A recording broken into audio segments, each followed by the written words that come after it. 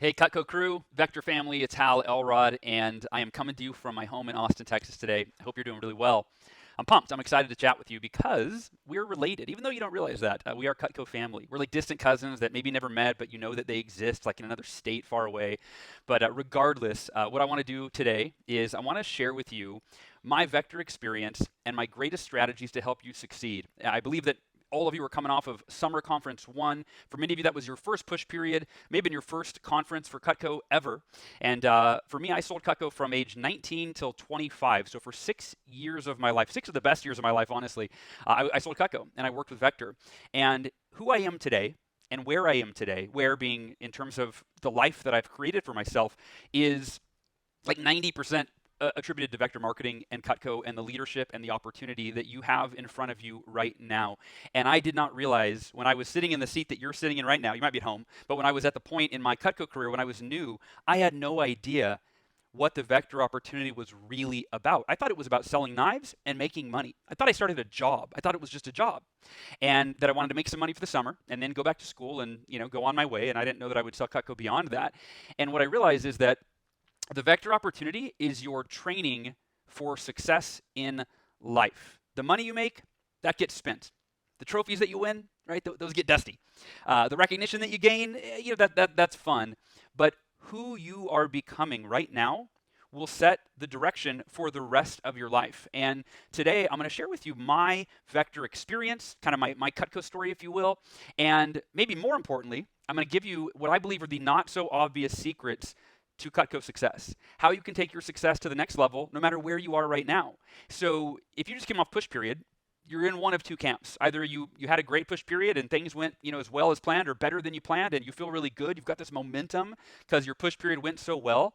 But then there's the other camp, which is you didn't have the push period that you wanted. And maybe you're feeling even a little discouraged or even a little unsure. Maybe there's seeds of self-doubt were planted because things didn't go as well as you wanted them to. Well, whichever camp that you're in, again, today I'm going to teach you how you can go from wherever you are right now to achieving levels of success in Cutco and Vector that at this point you may not even believe are possible. You may not even realize are possible. And then I want to talk to you about really the Vector opportunity and how to make the most of this opportunity so that not only do you make a good amount of money from it, because that's important, right? That's why you, I'm sure, took the job. That's why I took the Vector, the job selling Cutco as well. But how do you turn the Vector opportunity into the greatest opportunity that you've ever had in your life, as I was blessed that it became for me? So I'll take you back a little bit. When I started selling Cutco, I was 19 years old. I had just finished my first year of college. I was actually a DJ on the radio, DJ Yo Pal Hal. That was my DJ name. And I gave up my dream job on the radio to try selling Cutco cutlery, to try selling Cutco knives. A buddy of mine was a rep, and he brought me into the office and said, Hal, you should give this a try. I interviewed. I was really intrigued. I loved the opportunity that I saw in front of me. I liked the opportunity to, have no ceiling on my income. Like I can kind of make as much money as I wanted to, set my own hours. I liked all those different aspects that you probably were attracted to as well. And so I gave up the dream job on the radio to start selling Cutco. And it didn't start out the way I planned. I went out there to break the fast start record. That was my goal in my first 10 days. I had never done anything in my life that was really worthwhile. Like I wasn't a straight A student. I was a C student. I wasn't an athlete in high school. I wasn't popular. Like I had never really excelled at anything in my life. And I thought, this is my opportunity. Like I'm going to go for it. And so I went to my manager on day 2 of training and I go, hey, I want to break the fast start record, which at that time was $12,000 in our region. And I thought he was going to be excited for me. He kind of pushed back and he goes, Hal, I always hear that. Nobody ever actually is willing to work as hard as it takes. And I was kind of taken aback. I thought he was going to be more pumped up for me to say that I was going to break the record, but he knew that I was all talk at that point. He said, if you're willing to commit and give it everything you have, I believe you can do it. And so I said, I'll do it. I don't know how. I don't know what I'm supposed to do, but you tell me what to do and I'll do it. And he said, schedule as many appointments as you possibly can, at least 20 tonight, which the first night I scheduled 20 appointments. And I went out my first day. And I was so excited. I scheduled appointments with my best customers, and I sold $0. I had 3 appointments scheduled with my grandparents, with a family friend, and then another really close colleague of my mom's who had lots of money. I thought for sure I would have a grand day minimum, and I sold $0. I went 0 for 3, and I was ready to quit. I called my manager and I said, hey, I'm really embarrassed. I know I said I was going to break this record, but I don't think I'm going to. I think I was talking a little bit bigger than I'm prepared to actually follow through on. And he said, Hal, there's one of 2 ways that you can respond. And I'm sharing this story with you, by the way, right now, because this for you is going to be an ongoing decision that you're going to have to make, which is how you respond. In life, there's only one thing we can control. We can't control most of the things that happen. We can control how we respond to what happens, how we respond to the things that are out of our control, right? So for me, I had 0 sales that first day, and I felt discouraged. I felt like a failure, and I wanted to give up, right? I can't control the fact that nobody bought that day. That's in the past at that point. And what my manager taught me is he said, Hal, there's one of 2 ways you can respond. You could give in to the feelings of discouragement that you have right now, and you could just give up and you could quit. You can never sell Cutco, never do another demo again. And I'm on the phone with him going, yeah, that's kind of what I was thinking. What's option number 2? And he said, do you want to be successful in life, Hal? I said, yeah, of course. He said, okay, do you think that when you are attempting to be successful in any area of life, in business and in a career, that everything goes perfectly? Or do you think that there's challenges, there's setbacks, things you have to overcome? And I said, well, no, yeah, there's probably challenges and setbacks and things that you have to overcome. He said, okay, well, if you want to be successful in life, then you have to treat Cutco as life.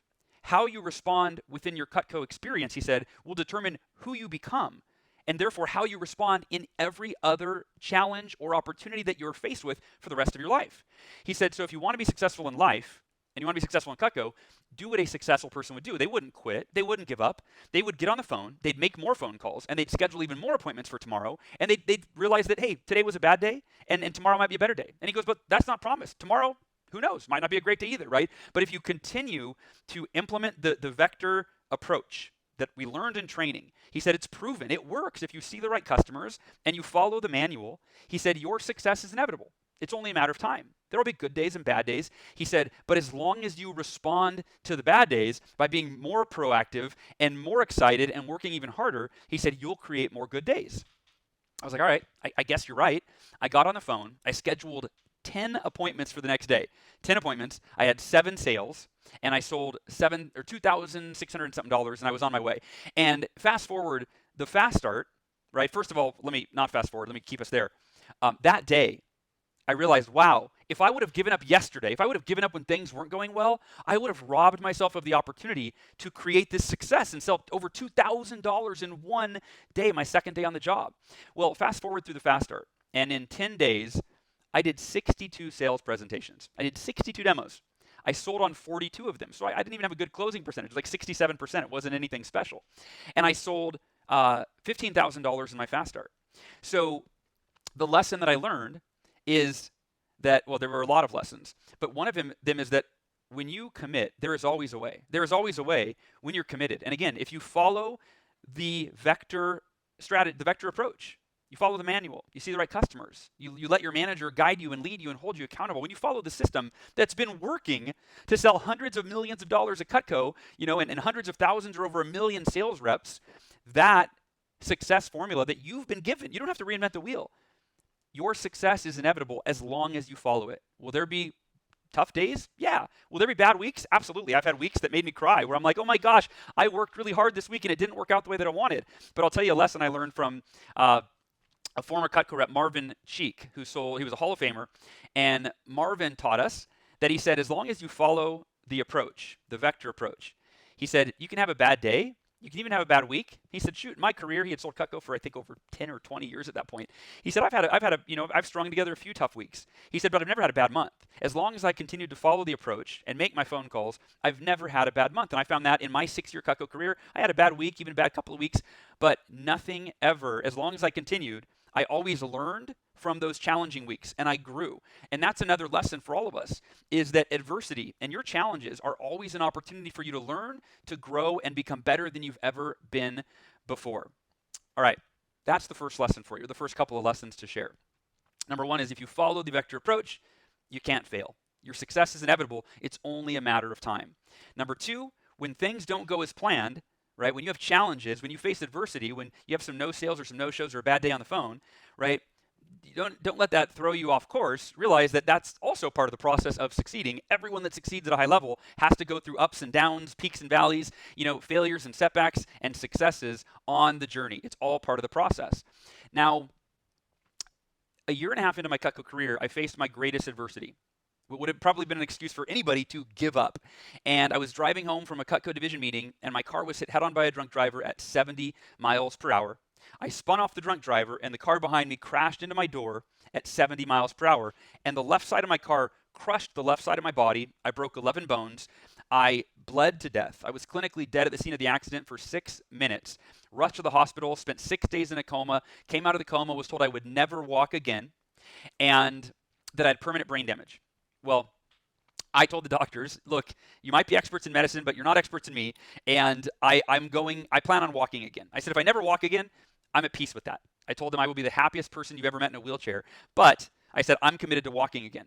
And I'm going to focus all my energy not on what I'm afraid of, but on what I want. And so often we focus on our fears, especially if you didn't have the push period that you just wanted. Maybe you have this fear and self-doubt in your head, like, oh my gosh, so-and-so had a great push period. Mine didn't go as well as I wanted. And now you have this fear and this self-doubt. Maybe I'm not able to sell Cutco as well as I thought. Maybe this isn't for me. Maybe the worst thought that I had plenty of times, maybe I should go get an easy job that doesn't stretch me, where I just show up and get a paycheck and it's just easy, right? Which that doesn't cause you to grow very much either, of course.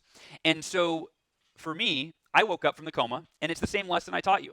We can't change the things that are out of our control.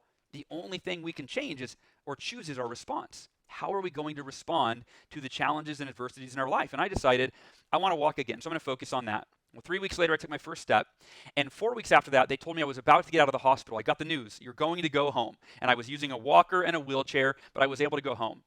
And there was a push period that was starting a week after I got out of the hospital. And I decided I wanted to win a trophy for this push period.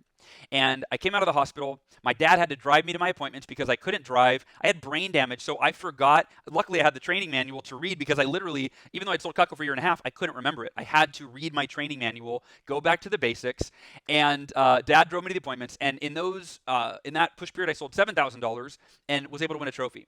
And I share that story with you because if I could do it, you could do it. Meaning that car accident, and the fact that I had permanent brain damage, I couldn't remember anything, I couldn't walk, that was every excuse to not get on the phone and not schedule appointments. And we always, by the way, we always have excuses. Every human being on the planet has a list of excuses that you can use as justification as to why you're not going to fulfill your potential.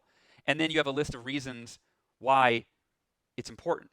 And why, for you to become the person that you need to be to create the success that you want in every other area of your life, the opportunity that you are faced with now, that you've been given, this vector opportunity, that's the greatest opportunity. It's an opportunity to fulfill your potential with vector and develop the qualities, the characteristics, and the skills that will enable you to fulfill your potential and achieve everything else that you want in your life.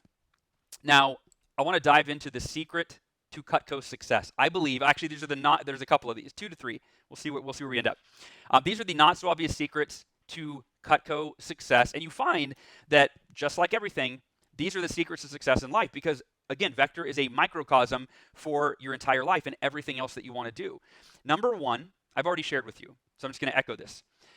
See the vector opportunity as your training for success in life. And I want to share a very important, I don't know if it's a story, but an example. I've got quite a few friends that sold Cutco. I mean, dozens of friends that sold Cutco. And I've got about a handful, maybe a little less, 4 or 5, that quit selling Cutco when it didn't go well. They quit selling Cutco because they weren't having the results that they wanted, or they listened to outside influences like their parents nagging them out, or friends, speaking negatively, whatever it was. For whatever reason, they quit when it got difficult. When things weren't going as well as they hoped or wanted, rather than them double down and work even harder, they quit. I've got a handful of friends that quit. And the majority of my friends, I've got dozens of friends that continued with Vector and sold, tens of thousands, hundreds of thousands, millions of dollars of Cutco, that ran branch offices, that became assistant managers, sales managers, and for me, I ran a branch. I was the sales manager for our division office. So I went into management as well. But the point is this. All of my friends who stuck with Vector and used it the way I'm talking about as the ultimate success training for life, not just Cutco sales, but for life. Those individuals are very successful in everything else they do. Some of them are still selling Cutco, like John Rulin, for example, is still selling Cutco, and he sold millions of dollars. Josh Mueller is selling Cutco still, and he sold millions of dollars. And then I have my friend Matt Recor, who left, I should have just said Matt, but anyway, my friend Matt, who did really well. He became an FSM. He was an assistant manager in his district office. He really used the Vector experience for all that it was worth, right? And now he's earned millions and millions and millions of dollars. My other friend Ramasio, same thing. He broke the fast start record. He stuck with Cutco, and he went on to become a multimillionaire. The point is this: my friends, those handful of friends that quit selling Cutco, sad to say, they're struggling in life to this day, and it's been 15 plus years since they sold Cutco for a short time, maybe a few weeks or months or a summer, and then they quit because it was difficult. They encountered obstacles, and because they didn't develop the resiliency and the discipline and all of the qualities and characteristics that the Vector opportunity was presenting to them that they could have developed, but they quit because it wasn't going as perfectly and easily as planned. They're now struggling in life. They're still struggling financially. They're struggling in their career. They're usually bouncing from job to job to job. And to me, that proves the point that I opened up with and that I just shared, which is the Vector opportunity is your ultimate success training in life. And I don't want to offend anyone, but if you can't succeed at Cutco, if Cutco is too difficult and you just want to go the easy route, do something easier, what makes you think that you'll be able to succeed in the next venture? Because Cutco is just a microcosm for life.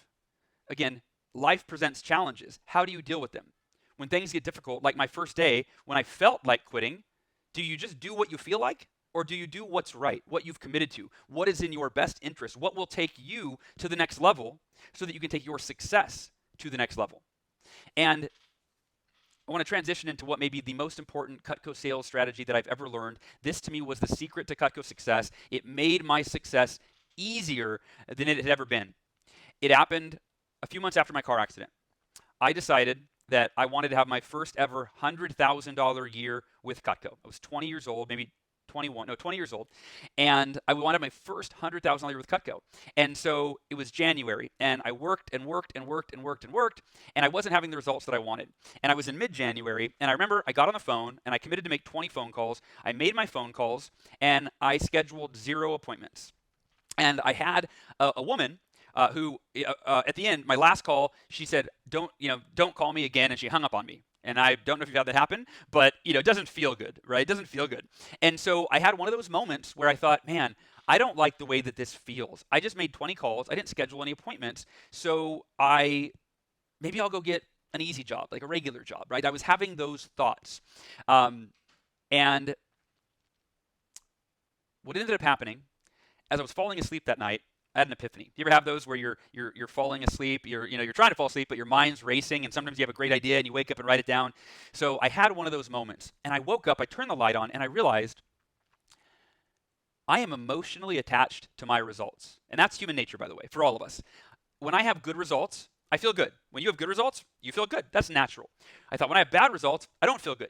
When you have bad results, you don't feel good. Such as that night on the phone when I scheduled 0 appointments out of 20 phone calls, I didn't feel good. And I had this realization. I thought, at the end of the year, how much Cutco I sell will not be based on how any individual day went, or even how any individual week went. Ultimately, it will be based on the number of phone calls that I made over the course of the year. So think about that for you. How much Cutco you sell over the course of any given week, month, the summer, the rest of the year, is based on how many times you pick up the phone and dial the 7 numbers.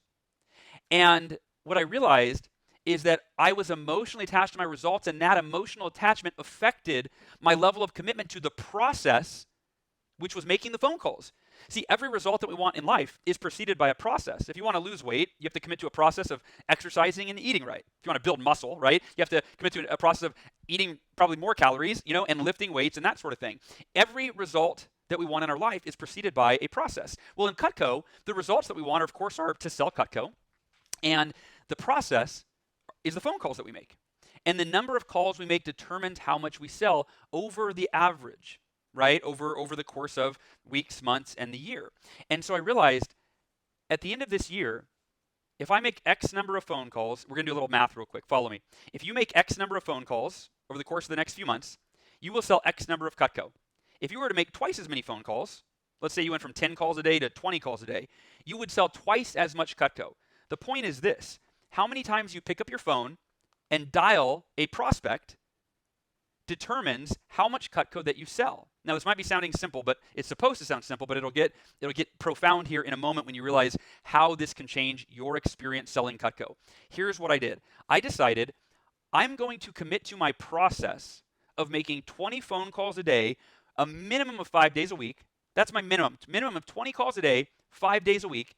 And of course, I can make more. If I want to make 30 calls in a day or make calls 6 or 7 days a week because it's a push period or because I'm not on track for the weekly goal, whatever it is, I can do more. But I decided I'm going to create a floor, and I will commit, and I gave my word to my manager. I will make 20 calls a day, 5 days a week, minimum, no matter what. And here was the secret to success, and here is the secret to success. I will be committed to the process without being emotionally attached to my results. And this is worth writing down. If you grab a pen if you don't have one. I will commit to my process of making blank phone calls per day, and I will not be emotionally attached to my results. And here's how that looked. Remember, this was January. So I started making 20 calls a day, no matter what. No, it didn't matter. If I didn't feel like it, didn't matter. I didn't have to be motivated. I just picked up the phone. And that was, by the way, another trick is to act your way into feeling. Don't think yourself out of getting on the phone. Just decide what time you're going to make your calls. And it's best to make, I like to make half of them in the morning, especially when people are in quarantine. You can make them anytime during the day, right? If that's, being what's going on relevant to this current event. But for me, I would make my calls in the morning, and then in the evening, I'd make half in the morning, 10 in the calls throughout the day. And ultimately, here's what happened. Some days I scheduled none, but ultimately, I made my 20 calls no matter what. And after I made my 20 calls, it didn't matter how they went because I was committed to the process of making calls, but not emotionally attached to the results. So what that meant was when I made the 20 calls, I could pat myself on the back and I was off work. I could go do whatever I wanted to. And I wasn't emotionally attached. In the past, if I didn't set any appointments, I would feel really bad and I would be discouraged. But with this new strategy, I went, no, it doesn't matter how a day's phone call session goes because I'm in it for the long haul. I'm in it for the summer. I'm in it for the rest of the year. So I'm going to make my 20 calls a day, my process, and I'm not going to be emotionally attached to the results. And here's what happened. Week after week after week, I made 20 calls a day, 5 days a week minimum, and some weeks I sold $2,000. Some weeks I sold $1,000. Some weeks I sold $3,000, $4,000, $5,000. But it always averaged out. And this is the best part. At the end of the 4 months, actually, there's two best parts. First of all, at the end of the 4 months, I was the #1 sales rep in the entire company. And I wasn't stressed out. That's the best part. The best part of this is I didn't ride the emotional roller coaster where good days and I felt good, bad days and I felt bad, a couple bad days and I started to question if I should even keep selling Cutco. No, as long as I made 20 calls a day, 5 days a week, I reached my commitment. That was my process that I was committed to. And by not being emotionally attached to the results and not worrying how a day went, oh, today I sold nothing on my 3 appointments. Okay, it doesn't matter. I'll make my 20 calls today or tomorrow, every single day. And everything always worked out. And at the end of the campaign, I was the #1 sales rep in Cutco. I had sold $40,000, I think, for the spring, while everybody was in school. And the best part was I had the easiest job in the world. My job was no longer stressful, riding this emotional roller coaster. It was simply a matter of making 20 calls a day, 5 days a week, and letting the averages work themselves out. So I encourage you to implement that because I believe it is the secret to success in selling Cutco and the secret to success in life. In fact, my newest book, The Miracle Equation, right there. That's an entire chapter. It talks about that secret to success, to be committed to the process without being emotionally attached to the results. You've been given a process that is proven, and as long as you implement that process, your success is inevitable. You cannot fail. And remember, the vector opportunity, making money, yeah, that's part of it. Right? This is a job. Making money, supporting yourself, all of the things, achieving different milestones, those are all important. But the true opportunity is for you to become the person that you need to be to create the success that you want in every area of your life for the rest of your life. In other words, use the vector opportunity to develop the qualities, characteristics, and skills that you need to succeed. The resiliency, the discipline, the enthusiasm, all of those things.